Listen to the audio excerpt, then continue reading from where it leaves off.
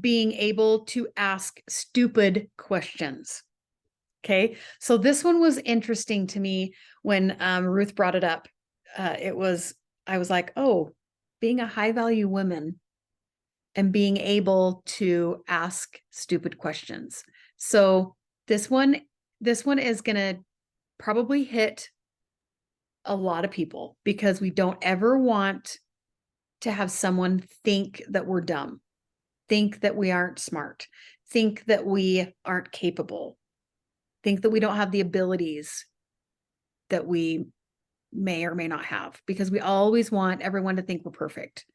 We don't ever want to look like, it goes back to when you're in grade school and you were the one that had to wear the dunce hat, or whatever. Like you were the one that got put in the corner because you didn't have your work done or whatever. And it just felt so shaming. And I think that's what this really kind of hits on, is the shame that we put on ourselves. If we don't know the answer to the question, then we feel inadequate, right? But I have learned, and I didn't until you said this the other day, I hadn't really consciously thought about it. But over the years, my husband is super smart. Very, very, very smart. He comes from a whole line of smart. My boys have his smartness too. Like he's a mathematician. His dad's a nuclear physicist. They just are very, very, very intelligent people. And it didn't take very long after we were married where I felt just really dumb in a lot of things, because he's so smart in that analytical part, which I just don't have. And I watched myself kind of start to shrivel, because when he would talk about things and when he would, not even like to me, but just in a conversation, he would start talking about math or whatever. And I would just be like, oh gosh, I don't know any of that stuff. And, and it made me feel very inadequate and insignificant. And he wasn't doing that to me. I was doing that to me. When he would show up in his power and in the things that he was really good at, I made that mean that I wasn't smart or that I wasn't good enough. Right. And so I had to allow myself to be a learner, to be the one that didn't know all the answers, to be the one that needed to ask for clarification, that didn't understand his world, but I wanted to. He's my husband. I wanted to understand his world. And so I came at it just very honestly. And I just said, my brain doesn't work that way. That part of my brain does not fire that way. But I want to learn, and I love you, and I want to be excited about the things that you're excited about. And I asked him to be patient with me while I learned. Will you be patient with me, and will you teach me the things that I don't know? Because I want to learn.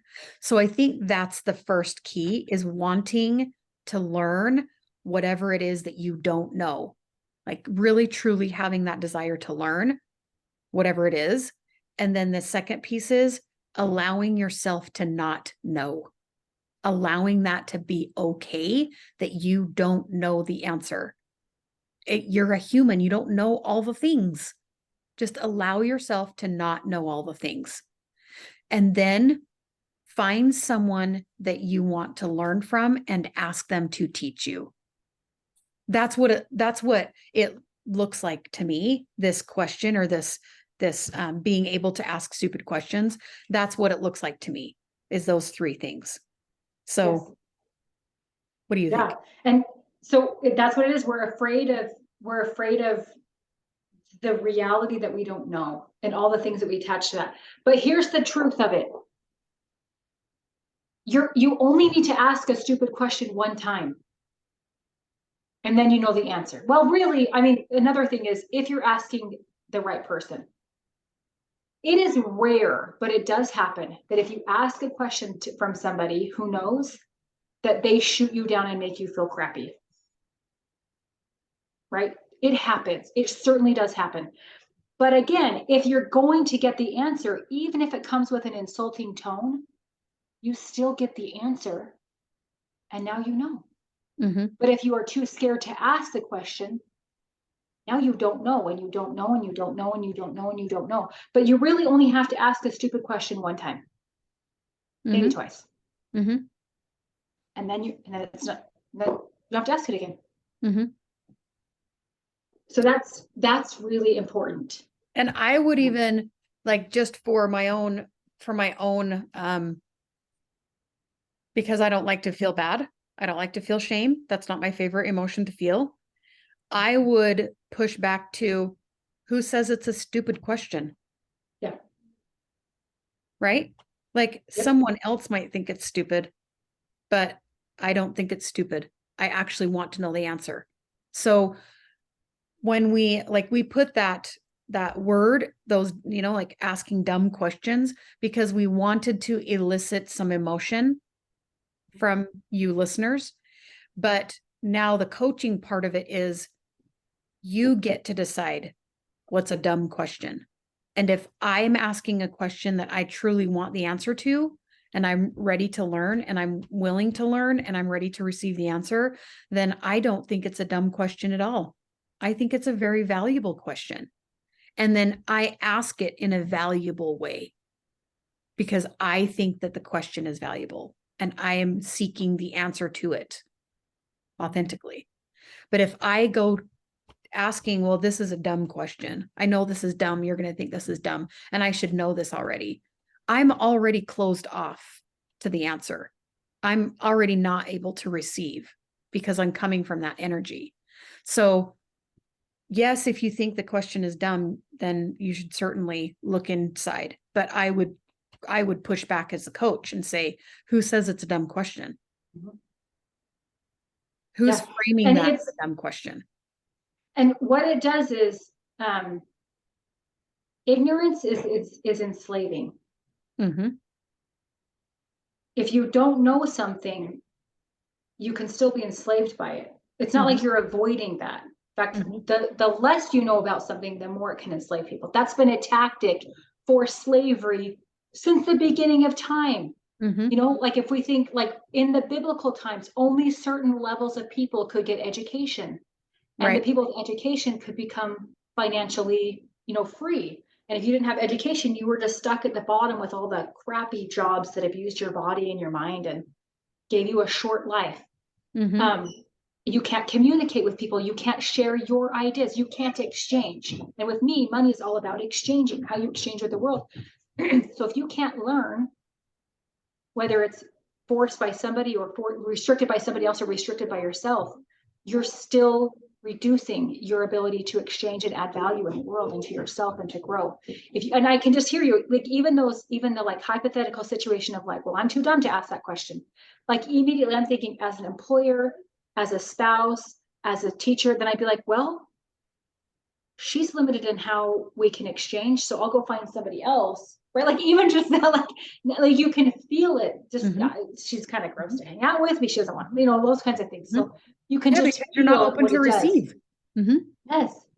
Yeah. Which means if you're not open to receive, you're also not open to give. True.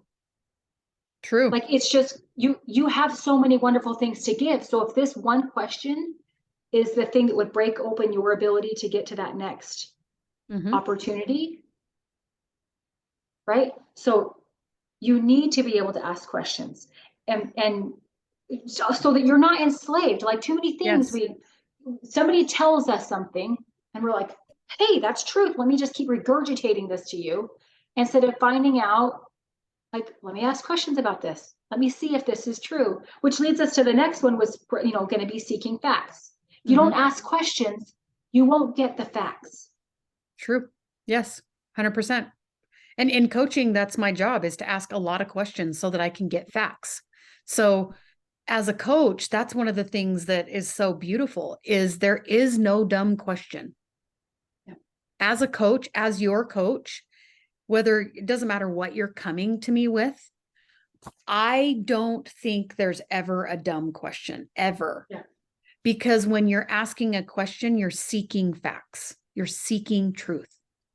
And I know things that other people don't. about style and about hair. It's my industry. I've been in this industry for almost 30 years. So of course I'm going to know stuff that other people don't know. They shouldn't know it.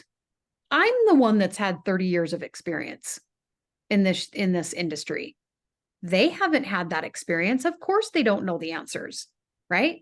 So that's how I see when I'm asking the question, like to my husband, that's really super smart. I don't have his experiences. I haven't been in his job for the last 40 years. He has. He knows all of the ins and outs. I have no idea. So if I'm seeking facts, then of course I'm going to ask questions to get those facts. So I think that there are no dumb questions.